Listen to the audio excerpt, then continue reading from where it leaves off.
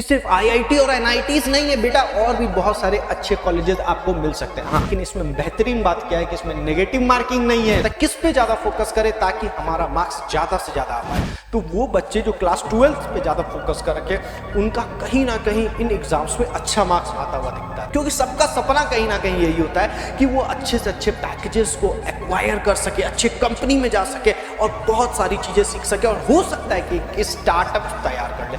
ये 3 कॉलेजेस तो आप मान के चलो जो एनआईटीज, टॉप एनआईटीज के प्लेसमेंट को टक्कर देने की क्षमता अपने आप में रखता है।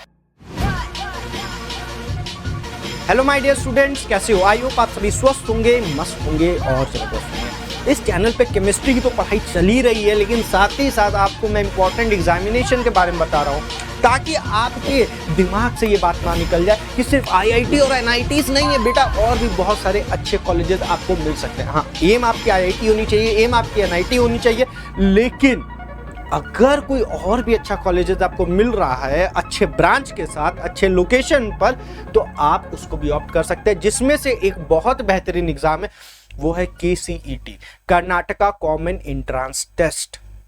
इस टेस्ट को आपको ऑप्ट करना चाहिए। इसका फॉर्म आपके द्वारा कहीं निकल ना जाए, इसीलिए इस बात को दिमाग में अभी से बैठा लेना कि इस फॉर्म को भरना है।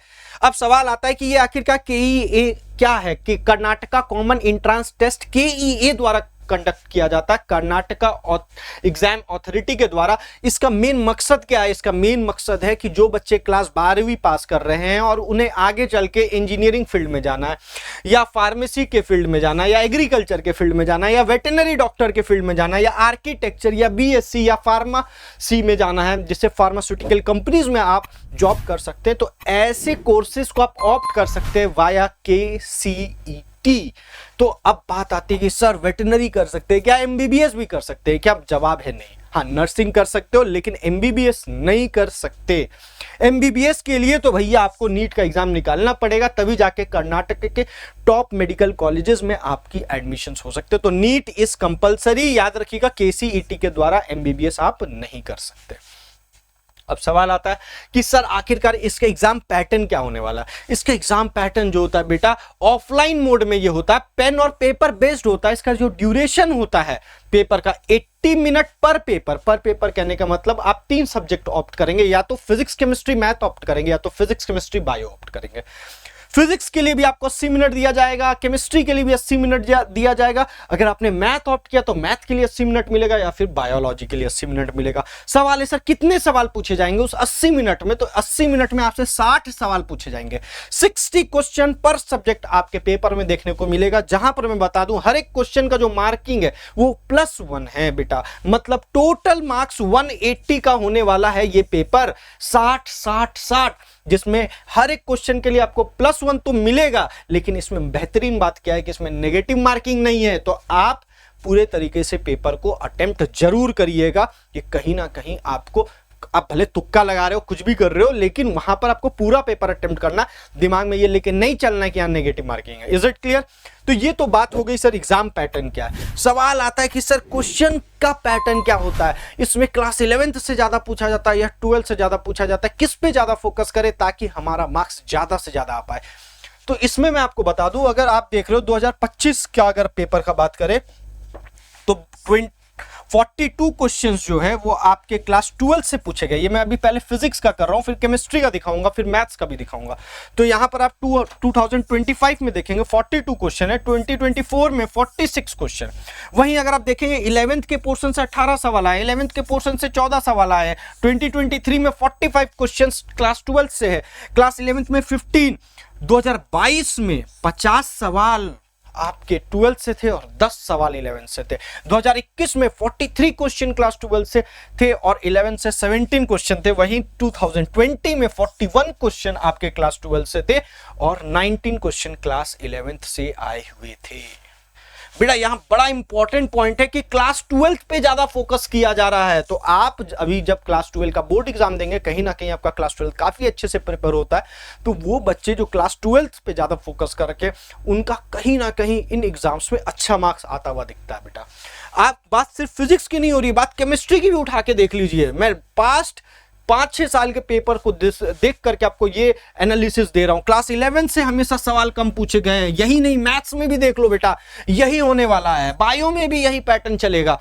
कुल मिला के बात क्या आपको क्लास 12 पे फोकस ज्यादा बना करके चलना है। क्लास 11 का अगर कुछ टॉपिक डिफिकल्ट था, अगर आपका छूट भी गया है कोई बात नहीं है, लेकिन क्लास 12 का कोई चैप्टर आपको छोड़ करके नहीं जाना है, कोई भी सिंगल चैप्टर आपको छोड़ करके नहीं जाना है।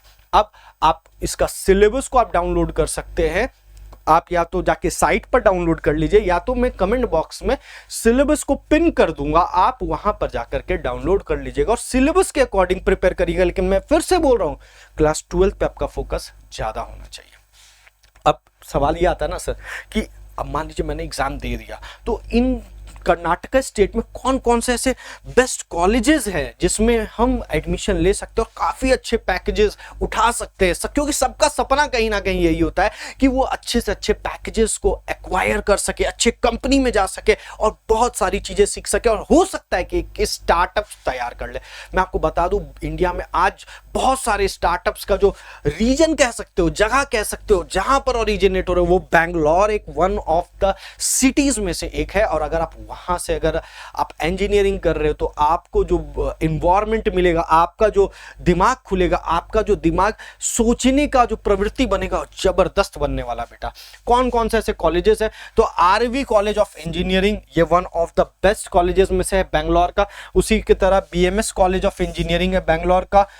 पेस है, पेस यूनिवर्सिटी है, इसको पेसेट भी बोल सकते हैं। MS Ramaiah one of the मजेदार, मतलब आप कह सकते हो ये सारे कॉलेजेस बैंगलोर में हैं भैया। मैं बता दूं आपको मेरा फेवरेट अगर बात करो तो आरवी है, एमएस है, बीएमएस है।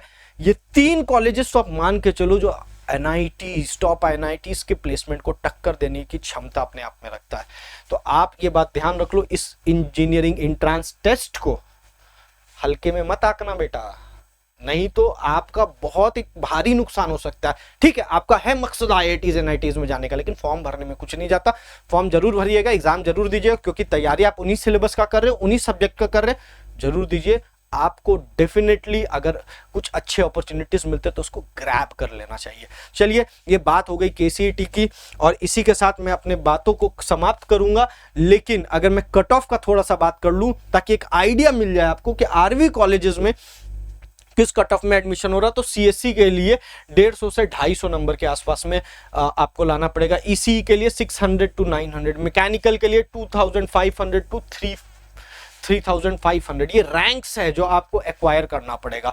वहीं अगर मैं बीएमएस कॉलेज ऑफ इंजीनियरिंग का बात करूं तो सीएससी 500 से 800, ईसीई 1200 से 1800, मैकेनिकल 3500 to 5000। इसी तरीका से यहां पर सारे कॉलेजेस का एक कट ऑफ दे रखा गया है ताकि आपको एक आइडिया मिले कि भैया हमको कितना मार्क्स तक सिक्योर करना है। ये बहुत ही इंपॉर्टेंट हो जाता है बेटा, क्योंकि कहीं ना कहीं आपका एम क्लियर होना चाहिए, तभी तो आप निशाना सही से साध पाओगे।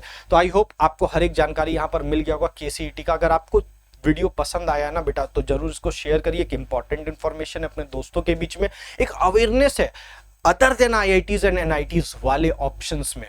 तो मेरे को तो तैयारी आईआईटी और एनआईटी की ही करनी है। इस चैनल पे काफ़ी अच्छे तरीके से आपका सिलेबस को कवर भी किया जा रहा है, बहुत सारे टॉपिक्स को हम लोगों ने कवर कर लिया और भी टॉपिक्स आपके लिए लेकर के आएंगे इनऑर्गेनिक के शॉर्ट्स के फॉर्म में। हाँ एक एक टॉपिक को यहाँ पर कवर किया जा रहा है ताकि आप उसको रिविजन कर सके। कहीं ऑटो में जा रहे एक बार कान में लगा लिए, सारी बातें आपके दिमाग में बैठ जाएगी। इसको बार बार रिविजन से इनऑर्गेनिक दिमाग में बैठता है। इसी मकसद से शॉर्ट्स के थ्रू हम इनऑर्गेनिक आपको प्रोवाइड करा रहे हैं। तो चैनल को सब्सक्राइब करना मत भूलिएगा, लाइक बटन जरूर दबा दीजिए, क्योंकि आपका एक लाइक एक कमेंट कहीं ना कहीं हमें ये मोटिवेशन देता है कि हम आपके लिए और जबरदस्त कंटेंट लेकर के इसी तरह आते रहे। मिलते हैं आपसे नेक्स्ट वीडियो में, तब तक के लिए स्वस्थ रहे, मस्त रहे और जबरदस्त रहे।